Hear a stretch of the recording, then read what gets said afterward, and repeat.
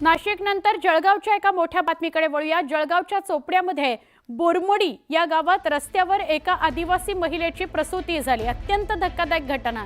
Phone केल्यानंतर रुग्णवाहिका आलीच नाही, त्यामुळे महिलेला दुचाकीवरून रुग्णालयात न्यावं लागलं, पण रस्त्यातच या महिलेची प्रसूती झालेली आहे। दरम्यान प्रसूती करण्याचं साहित्य नसल्याने उपस्थित महिलांनी दगडाच्या सहाय्याने नाळ तोडलेली आहे।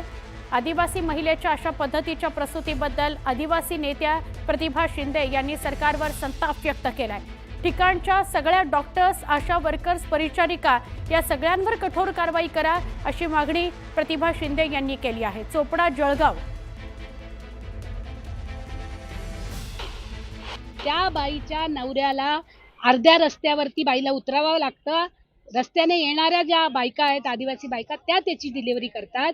ही पुरोगामी महाराष्ट्राला लाज आणणारी गोष्ट आहे आणि याच्याबद्दल खरं म्हणजे सगळ्यांना पनिश केलं पाहिजे आणि ताबडतोब तिथले डॉक्टर, DHO यांना सस्पेंड केलं गेलं पाहिजे। आणि त्याचबरोबरीने आदिवासींचा जो नवसंजीवनीचा GR आहे, कायदा आहे, पेसा संदर्भामधले जे काही कायदे आलेले आहेत त्याच्या अंतर्गत ताबडतोब कार्यवाही